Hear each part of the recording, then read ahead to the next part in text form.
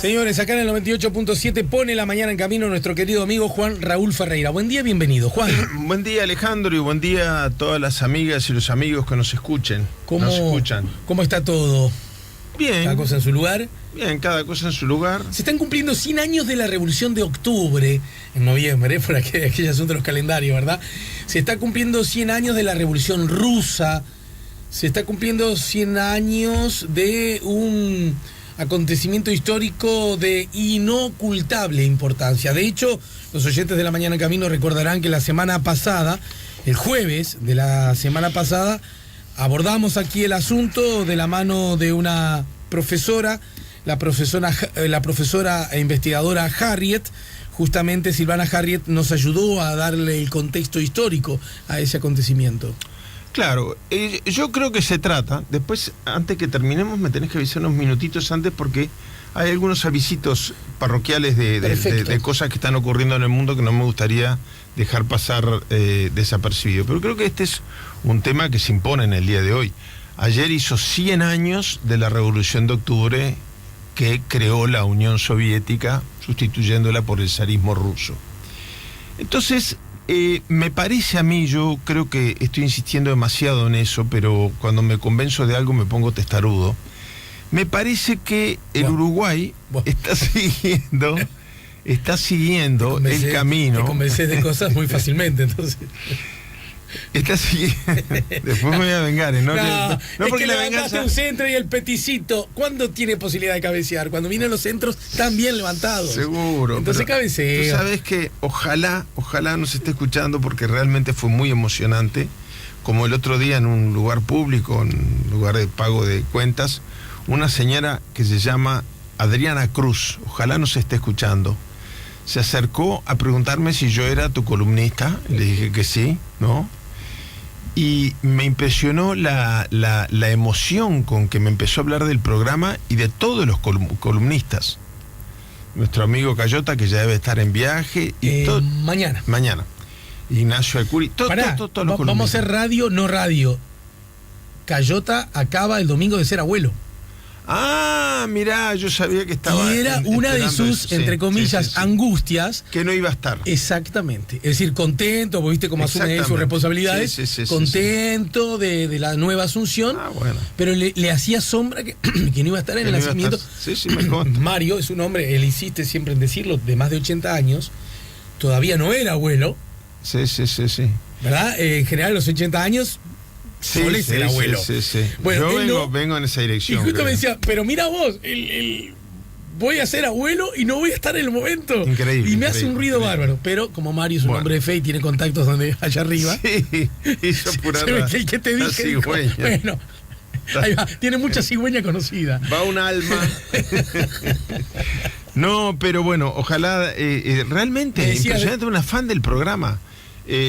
Me dijo sí que a veces me peleas demasiado. Entonces yo iba a empezar. ¿Sos el columnista mejor tratado?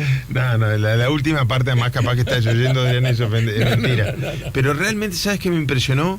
Cómo conoce al detalle, qué día tiene cada columnista y va siguiendo. Y hablando en serio, Juan Raúl, como todos nosotros, tendrá fotografías buenas y fotografías movidas, como todos nosotros, ¿no? Pero la verdad que lo de testarudo, Juan Raúl no aplica, no sé por qué la gente no aplica nada, porque si algo que vos tenés, me parece, es que cuando alguien te da otra perspectiva sobre el asunto del que estás hablando, la recibís de muy buena manera, sin lugar a duda, como insumo a tener en cuenta. Lo dije en el sentido que hay temas como por ejemplo el de la crisis de los partidos políticos cuando nadie creía que iba a venir el Uruguay, que en este programa lo anunciamos 3 años antes, ¿no? Que esta crisis mundial del sistema de partidos iba a tener su repercusión en Uruguay. Bueno, yo tengo mucho temor a que estamos empezando a recorrer el camino de la intolerancia. Cuando vemos a lo que ha conducido a muchos pueblos hermanos y vecinos el camino de la intolerancia, y en el mundo, enseguida volvemos a la Revolución Rusa y ya terminamos paso este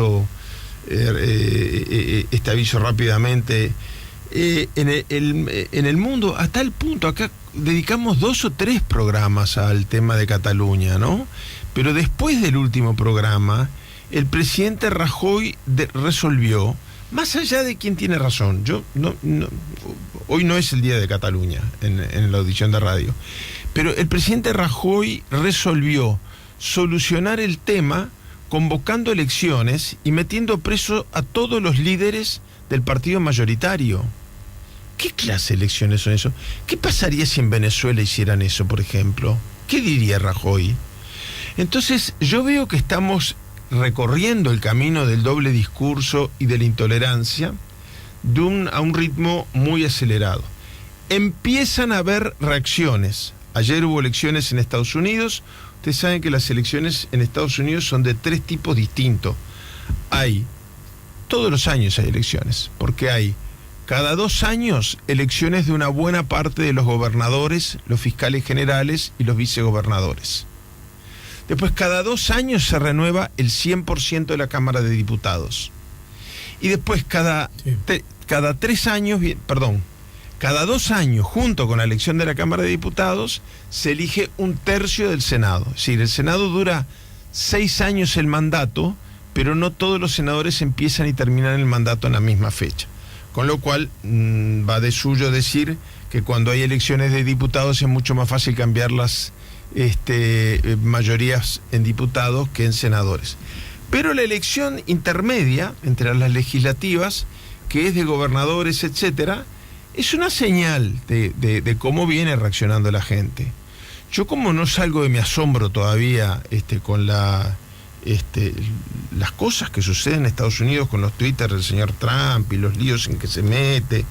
El otro día, dime si lo comenté ya, pero el otro día, llegando al Japón, se refirió a que había estado con el presidente de Islas Vírgenes y se olvidó que el presidente de Islas Vírgenes era él. No habrá sido un monólogo, no sé, no queda claro qué fue lo que hizo. Supuestamente, supongo yo que habrá hablado con el gobernador. Pero bueno, en las elecciones de ayer, en 3 estados claves donde había ganado el presidente Trump, arrasó el Partido Demócrata. Ganó en algunas medio peleado.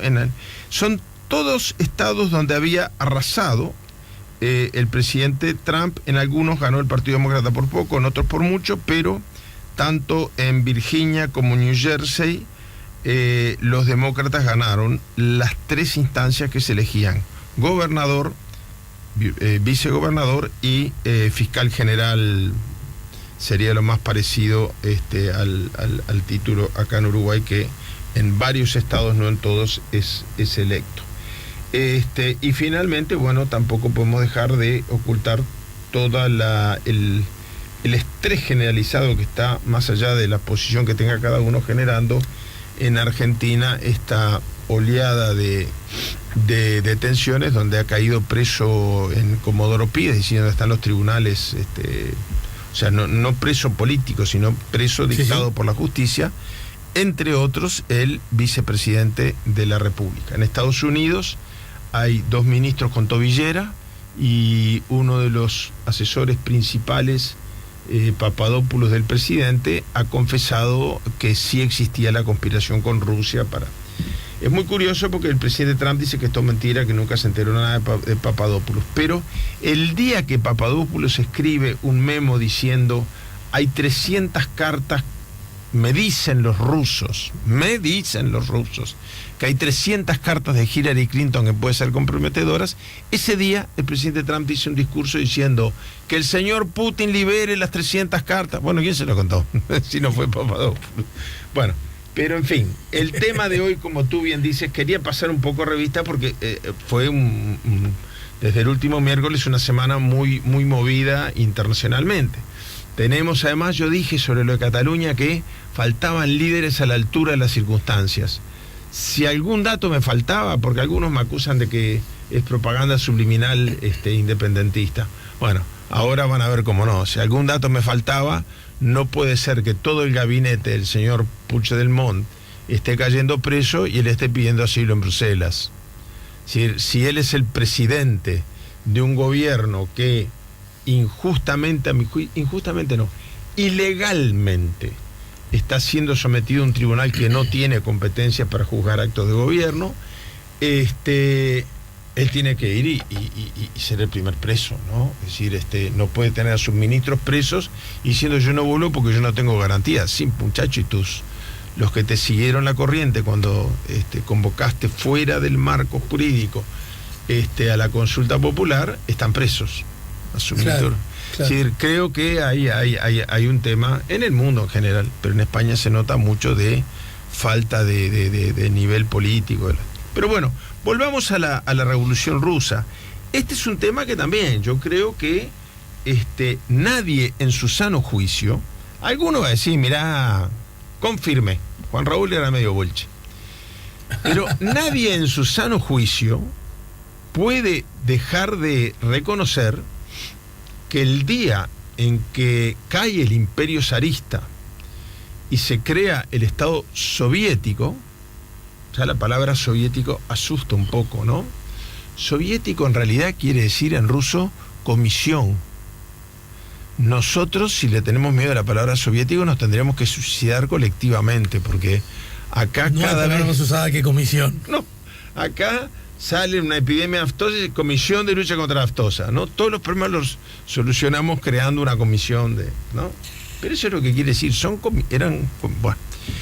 Pero vamos a no entrar en esos detalles. Cuando se establece el Estado soviético, se establece en medio de un clima de discusión y de polémica. No había una visión de la Revolución Rusa. Quiere decir que es un poco frívolo, además, decir, yo estaba a favor o estaba en contra. Los que ganaron, Lenin a la cabeza, tenían distintas visiones. Se acababa de dividir el partido, no existía el Partido Comunista, existía el Partido Socialdemócrata Alemán, que era de donde se irradiaban todas las ideas del pensamiento de Engels y de Marx, que se acababa de dividir, se acababa de crear una tercera internacional, es decir, no era totalmente homogéneo. E incluso los que ganan no solamente no eran homogéneos, sino que contrariamente con la visión que luego se fue ganando, después que vino el estalinismo, después que vino todo el periodo de la Guerra Fría, etcétera, etcétera, Lenin era un hombre muy tolerante. Por ejemplo, en el acierto o en el error, yo no sé, yo estoy muy lejos de ser contemporáneo de esos tiempos, y además con el diario del lunes, todo el mundo es Pelé, todo el mundo sabe, ¿no? Quizás le faltó a la Revolución Rusa, o quizás le faltó a los partidarios de la Revolución Soviética en el exterior, fuera de la Unión Soviética, una masa crítica, ¿no? Quizás hubo una especie de seguidismo excesivo. Bueno, no lo digo yo, lo dijo Rodney Arismendi, que era secretario del Partido Comunista. Quizás fuimos demasiado obsecuentes ideológicamente, sí. Y eso nos impidió... Bueno, y después Jaime Creo que Pérez usó la palabra servilismo ideológico. Exactamente. Gracias, Alejandro. Exactamente. Utilizó la palabra, hicimos demasiado la expresión servilismo ideológico. Quiere decir que, hasta los que no tuvieron una visión, una masa, no dotaron a la revolución de una masa crítica, lo reconocieron, ¿no? Ahora, cuando Lenin logra esa cosa impresionante que es desmantelar el milenario imperio de los zares para sustituirlo simplemente por la presencia en todos los rincones de Rusia y de los países aliados que se incorporaron a la Unión Soviética, de campesinos, trabajadores, intelectuales, no eran solo campesinos y trabajadores, no era exactamente el modelo de revolución que había imaginado Marx, porque tampoco las cosas son estáticas. Se mueve, la tierra, la historia cambia, todo cambia, como dice Mercedes Sosa. Había una época que los diarios de Fasano tenían un acápite que decía: lo único permanente son los cambios. No me acuerdo de quién es la frase. Pero bueno, todo esto llevó a que la Revolución Rusa, sufriera transformaciones muy grandes, para la humanidad. Por lo pronto, si no hubiera existido el Ejército Rojo, ¿qué hubiera pasado con la Segunda Guerra Mundial? Porque nosotros, la generación mía se crió viendo, había 2 seriales, una de media hora y una de 1 hora. Era Combate y Ataque, no era muy original el nombre, ¿no? Combate era el Sargento Sunderland, los más viejitos revivirán la nostalgia conmigo. Pero parecía que la guerra eran las fuerzas americanas que desembarcaron en Normandía. Pero las cifras de muertos de la totalidad de los que resistieron al nazismo es de decenas de miles, mientras que la de Rusia es de millones de soldados rusos. Y fueron los que liberaron Berlín, fueron los que liberaron los primeros campos de concentración, ¿no? Entonces, yo digo, por lo pronto, ¿qué hubiera sido del mundo en el siglo XX sin la Revolución Rusa? Con todas sus virtudes y defectos.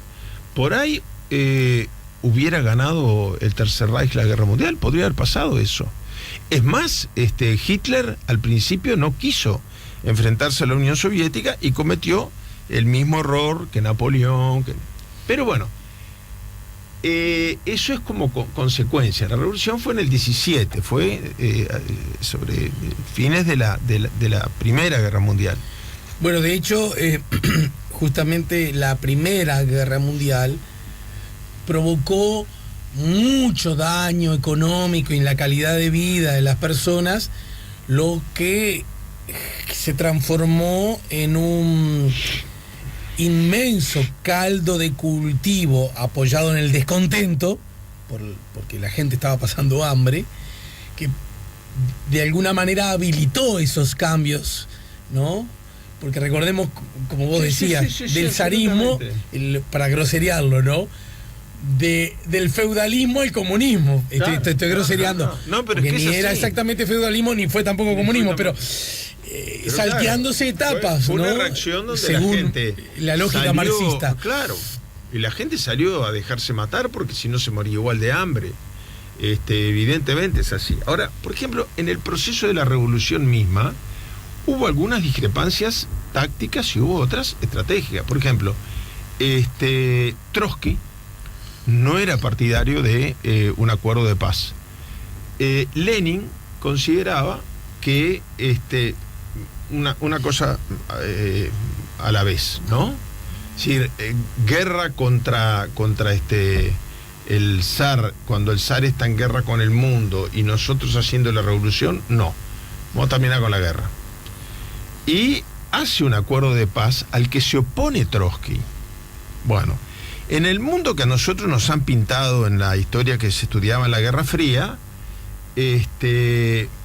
Trotsky y Lenin no podían sentarse en una misma mesa del odio que se tenían, etcétera.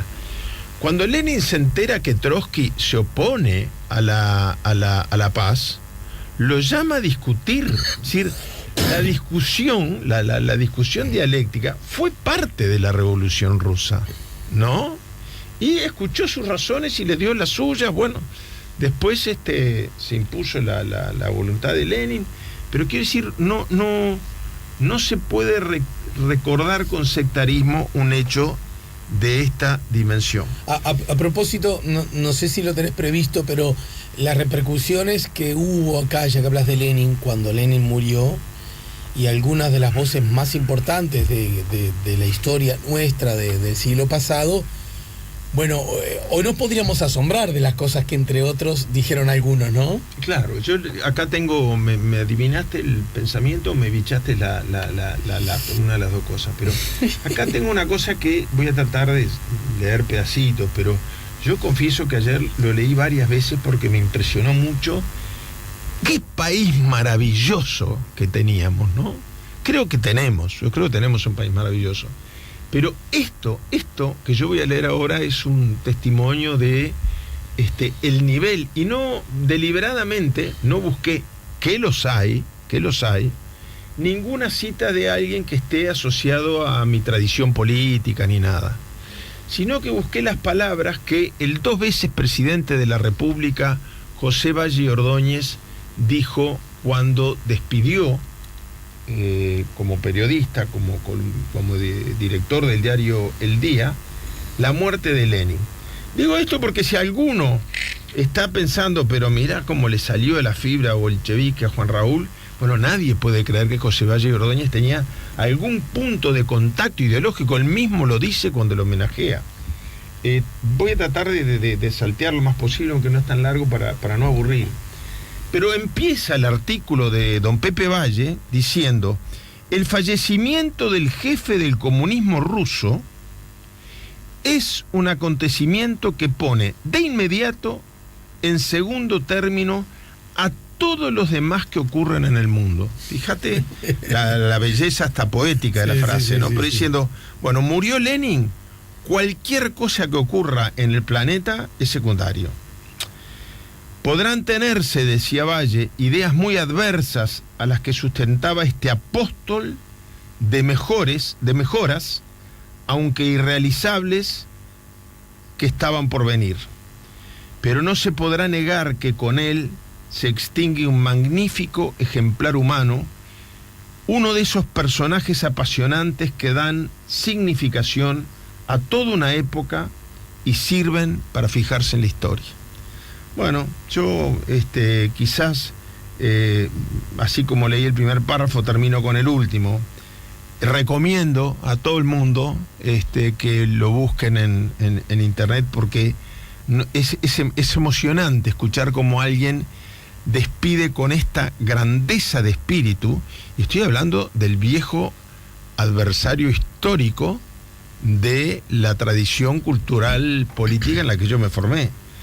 Termina Valle diciendo: Lenin era en estos momentos la palabra de sensatez y de cordura, la mirada avisora y penetrante, la mano que no temblaba en el timón.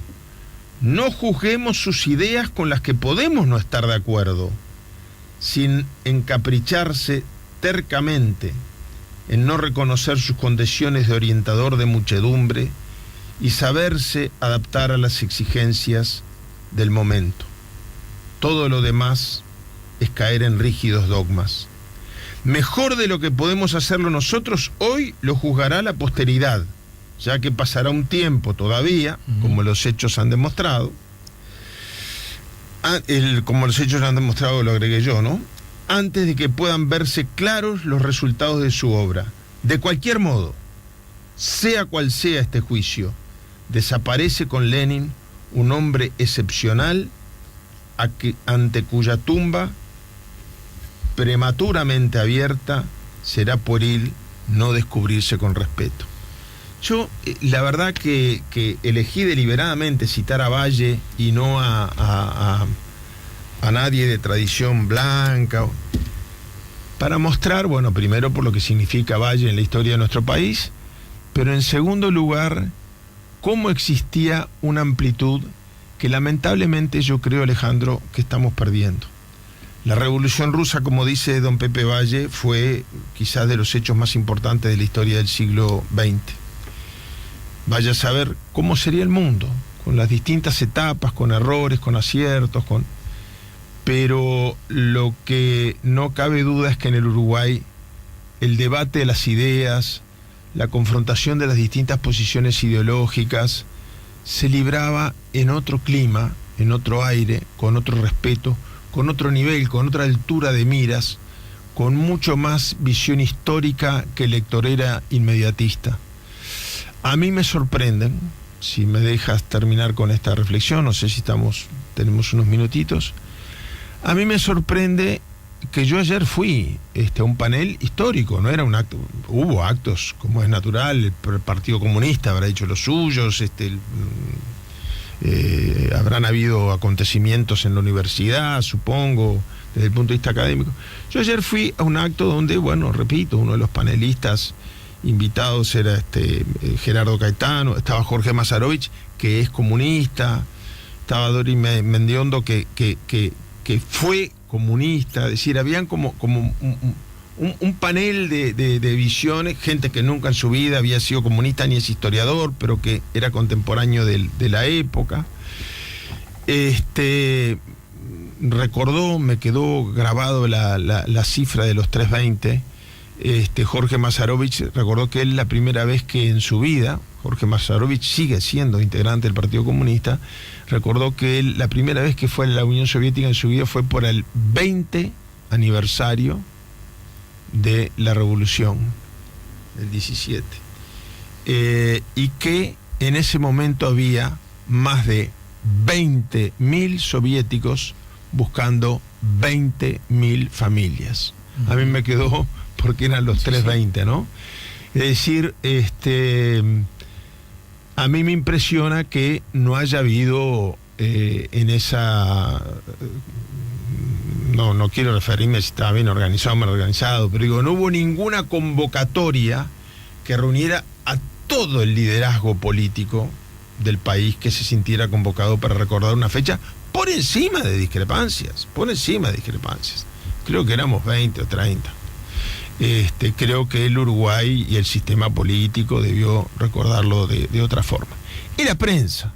Yo te felicito por haber tenido un programa especial sobre el tema y por haberme permitido estas reflexiones y sobre todo la emoción que me ha causado, dicho por alguien de la formación blanca que yo he tenido desde la cuna, la emoción profunda que me ha dado leer algunos párrafos del editorial de don Pepe Valle.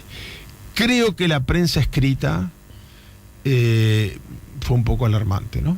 Porque no solamente está muy lejos del espíritu de superar las diferencias para homenajear una fecha tan importante en la historia del siglo en que nos tocó nacer a la mayoría de nosotros. Todos los que tienen 17 para abajo estarán diciendo, ¿y este viejo? Pero más bien hubo editoriales que se dedicaron exclusivamente a hacer propaganda antifrentista, antipartido comunista actual, cuestionando a tal dirigente, a tal otro, a tal investigación, a tal otra. No, yo creo que nosotros tenemos una tradición de diarios que podrían ponerse muy, muy, muy por encima en una circunstancia tan menor al conmemorar una fecha tan de importancia. Y quiero decir una cosa con un dolor muy grande personal. Ayer se graduó, anteayer, el lunes, se graduó mi hija, lo que me llena, quería compartirlo de todas maneras, se graduó con las mejores notas, es la contadora de la familia, es la primera en tener un título universitario, fue muy emotivo, fue muy lindo, pero termino con esto porque lo iba a decir en cualquier caso, pero además lo engancho con todo el tema, ¿no? Ya estudió en la ORT, el hermano quiso estudiar en la UDELAR, ella quiso estudiar en una universidad privada, estudió en la ORT. Trabaja, se hizo cargo de sus estudios. Ahora, en el acto final, que fue en el Teatro Solís, muy emotivo, muy lindo, algunas de sus compañeras eran compañeras desde la escuela, etcétera, finaliza con un discurso del rector de la Universidad Ort, que a mi juicio toca este tema y lo toca diciendo que contaminó, yo pienso en la cantidad de judíos que lloraban cuando veían entrar los tanques rusos a los campos de concentración, ¿no? Que la revolución había contaminado de marxismo-leninismo al mundo hasta nuestros días. Bueno, a mí no sé, pero tiene derecho a pensar lo que quiera, ¿no? Luego dijo que el golpe de Estado no utilizó la expresión golpe de Estado, que la remoción de la presidenta Dilma Rousseff había sido la oportunidad para un gran cambio de políticas en el Brasil, ¿no? La del señor Temer, Mr. Honestidad, 1.600 millones de dólares a la caja de su banco. Bueno, dijo que Miguel Temer estaba planteando una cantidad de políticas que por qué el Uruguay no iba a copiar. Y como ejemplo, puso la peor de todas, que es la reforma laboral, ¿no? Bueno, pero él tiene derecho, así como Valle le da el derecho a Lenin a discrepar totalmente con lo que él piensa, él tiene derecho a pensar lo que quiere. pero en una ceremonia de graduación, esas consideraciones políticas, yo que soy partidario de la educación privada, creo que son muy peligrosamente violatorias del principio de laicidad que tiene el Uruguay. El Uruguay es aconfesional y es pluralista políticamente. ¿Qué pasa si había alguien contrario como yo con la reforma laboral brasilera? ¿No se tenía que sentir parte de la ceremonia de graduación de su propia hija? ¿Y qué pasa si había un comunista en el Teatro Solís? No sé si había, pero un comunista no tiene derecho a mandar a su hijo, por ejemplo, a la HORT. ¿O qué pasa si había alguien que estuvo de acuerdo con la Revolución Rusa y después discrepó? Me parece que no es la primera vez que ocurre un hecho. Yo recuerdo que el primer caso en que intervino la Institución Nacional de Derechos Humanos cuando recién se forma fue justamente manifestaciones públicas de la rectora de una universidad privada, que luego no llegó a asumir a raíz de eso. Creo que es como un llamado que yo hago, primero a quienes tienen la responsabilidad de formar a nuestros hijos, pero también a las autoridades de la enseñanza a controlar más que las universidades no sean centros de difusión y adhesión a determinadas ideologías políticas, y mucho menos a violación de los principios de laicidad y neutralidad que tiene que tener todo centro de enseñanza. Bueno, Juan, muchas gracias. Agrego simplemente como dato que se inaugura en Maldonado la muestra 100 años de la Revolución Rusa, Arte y Propaganda. Es organizada por el Ministerio de Educación y Cultura y apoyada por el PIT-CNT. La exposición recorrerá varias localidades, incluida Montevideo. Esto lo informa hoy Montevideo Portal y damos cuenta de esto. Y el editorial de José Valle Ordóñez, al que hacía referencia, tal como yo recordaba, pero lo confirmé, se llama De pie, murió Lenin.